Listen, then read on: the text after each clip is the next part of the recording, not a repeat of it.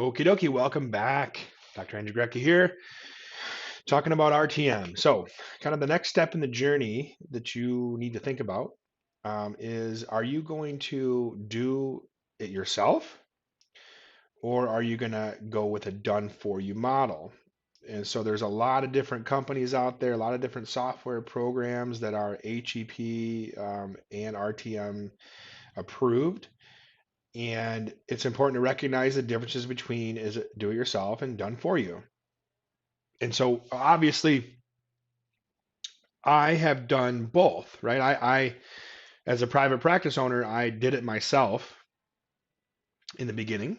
And now I have the company I created, MovementRX, do it for me. So I've done both. And of course, I go out and help clinics around the country where we are doing it for them. So maybe I have a little bit of a biased opinion, but I think I've experienced both. And so I think it's a good topic to talk about. You've got to make the decision. Most of the people that I'm meeting are choosing initially to do it themselves. So the DIY, right?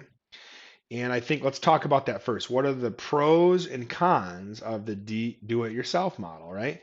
So some obvious ones with the pros are there's a financial benefit to doing it yourself, right? You can control the costs. You don't have to pay a company to, recruit, hire, train a remote provider, manage a remote provider. Um, you don't have to. So there are some financial benefits there, right? And another pro is that, a lot of these companies I meet are having one of their own staff members become the remote provider. Sometimes that's beneficial for a practice. Other times that can be in the con category. But let's just say in some scenarios that having your own staff member become the remote provider is beneficial because you know them, you like them, you trust them, you can be around and help train them, and they're with you, right? That's definitely a benefit. You can have more control, right? So if you're doing it yourself, you're going to be way more involved, and so you can have more control. That can be a pro for some people, and that can also be a con for other people. So those are my pros. Now let's talk about the DIY cons, right? You can see my list is a little bit bigger.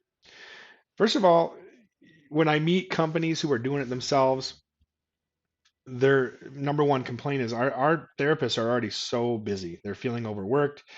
It's hard to recruit new providers. Like there's a shortage nationwide. So your team is already feeling overworked. Overall, I'm nervous to even bring it up to them. Or they just didn't, we tried it and they didn't have time. Like they didn't have time to actually do any monitoring.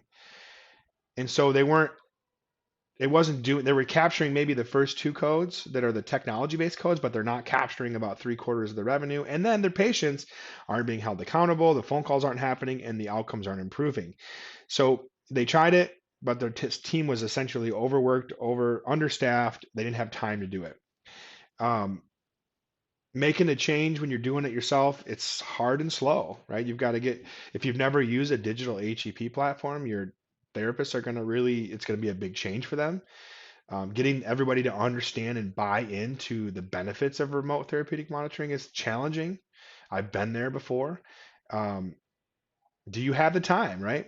And I think that's a big question. And most of the private practice owners that I meet don't have the time.